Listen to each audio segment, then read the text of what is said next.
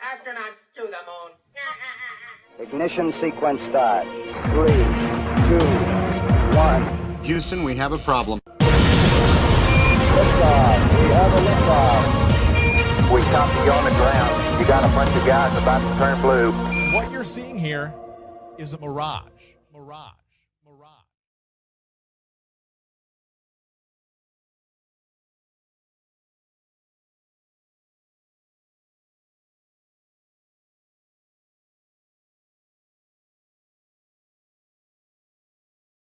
Gentlemen, do you think the Jesuits and the Freemasons have anything to do with the perpetuation of heliocentrism?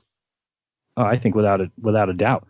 I went to a Jesuit high school and became disillusioned with school and education because of the fact that I felt like I was being pulled in two directions. I was taught in one class about religious studies and the next class about science, astrology, biology, or astronomy, but I never quite grasped, why are they teaching me both of these? And it took until I was 35 years old to realize that the Jesuits want you in a belief system, and they don't care which one. They don't care if you believe in religion, or they don't care if you believe in science. They want you to be adhering to one of those beliefs. So they didn't do a very good job on me, because the fact that they did that made me gravitate more to the center. And that's where I still am, which is, of course, there's some great aspects of science, and the scientific method is the best way to get to the truth of any question. And there is some aspects of religion that are true, that there's a creator, that, all those things. So really the best path is the middle, but the Jesuits, ones who started all of these observatories. And this is a question that you probably get the first time by everybody. Why would, quote unquote, they do that? Why the lie? And, I ask every year and I usually get a different answer as it evolves. Your answer, both of you, give me an answer as to why do you think this is happening? Jeran, you go first. Sure. And I'm actually going to, because this was important to my realization of where I live. There's two quotes told by two mainstream scientists, one of them being George Ellis, who I think is one of the most famous cosmologists, probably top 5 physicists. And George Ellis said in a 1995 article that people need to be aware that there's a range of models that can explain observations. For instance, I can construct a spherically symmetrical universe with Earth at its center, and you cannot disprove it based on observations. You can only exclude it on philosophical grounds. In my view, there's nothing wrong with that. What I want to bring into the open is the fact that we are using philosophical criteria in choosing our models, and a lot of cosmology tries to hide that. That quote made me realize that science is not what I was taught, because he's a physicist who just said that they've made decisions based on philosophical grounds, and that a lot of cosmology, which is a science, tries to hide that. So why is there a scientific enterprise out there trying to hide a truth from me? And it's because they have a worldview that they want pushed. So that's not real science when you have a worldview that you're trying to prove, that you're trying to find evidence for. They're basically pushing their idea. And even Ellis has at least he admitted that he says, in my opinion, there's nothing wrong with that, saying that in his opinion, there's nothing wrong with making these decisions philosophically, but it should be brought out into the open. And the other quote is from Edwin Hubble, and I don't know if anyone's ever heard that, but when Edwin Hubble noticed that galaxies seem to be moving away from the Earth, which seems to bring into question, doesn't that seem like we're the center? Since everything is moving away from the Earth, well, then we must be the center.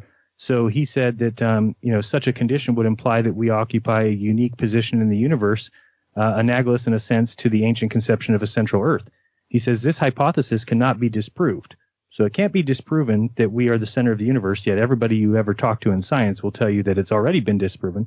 And he says, but it is unwelcome and can only be accepted as a last resort. Therefore, we disregard this possibility. The unwelcome position of a favored location must be avoided at all costs. It is intolerable. Therefore, in order to restore homogeneity and to escape the horror of a unique position, it must be compensated by spatial curvature. There seems to be no other escape. That is the most important quote to my realization, because I saw what he did. He saw observationally what was going on in the universe, and he made up a theory, the one that you've heard about before, that we're all on a balloon, and that as the balloon expands, every point on the balloon is getting further away from each other, and that means that everyone in the universe sees the same thing with everything going away from them, all that nonsense. But they made up that theory because the observations told them that we were the center. And then to call it over and over again, we disregard this possibility that it's intolerable to escape the horror of a unique position. There seems to be no other escape. These men hated the idea of that was presented by the Bible.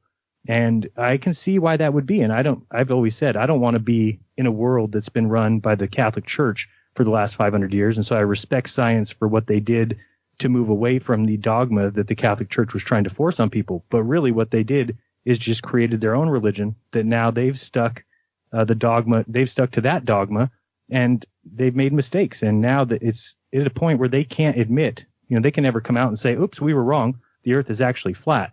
And so they have to lie about it. And so that is, if you're talking about the reason, for me, I think that's the reason, that science has no choice. Once they went headfirst into this idea that how wrong the church is and this is the truth, then when they pushed it so hard, if they ever realized down the road that they were wrong, they couldn't have come out about it. It would have lost all their jobs. Science would have gone by the wayside. People would have gone back to the church. And so I think they just try and move along every day with maintaining their hold on the world. They're the high priests right now. They're the ones who dictate truth to everyone.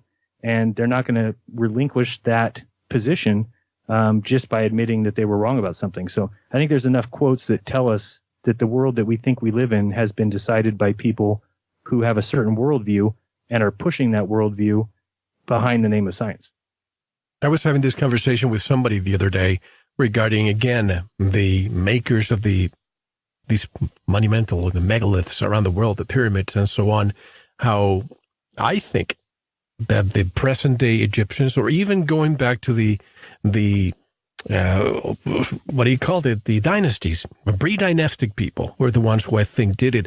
And perhaps is what Dave's theory is, they moved to the outside layers of our realm, our plane, and they took that technology. Let's call it Atlantis, Lemuria. Let's say that they existed at one point.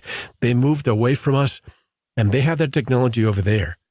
Now, what we have here, the technology, the tin cans that still fly on the air after 100 years, yes, we have better engines, but it's still the same concept. They still crash. It's all revenue. Fossil fuels, all this stupid backward technology. We need over unity. We need, 0-point energy. And perhaps those civilizations that are out there have it. But because we live in this revenue paradigm that we need to, we used to fight wars.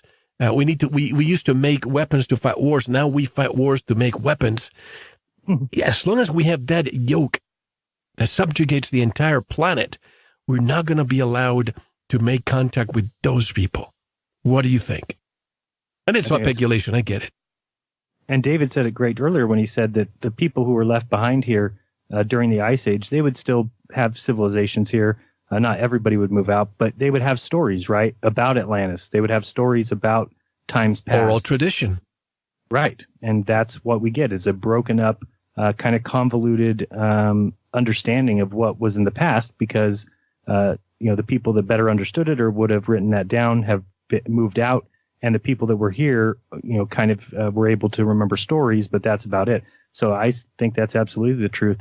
And the way that we're told about Pangea and these continents all broke apart from each other, people don't realize that all the continents are connected by the ground. There's a ground underneath the ocean. It's not as if we're all islands that moved apart from each other. We're all connected to the same ground.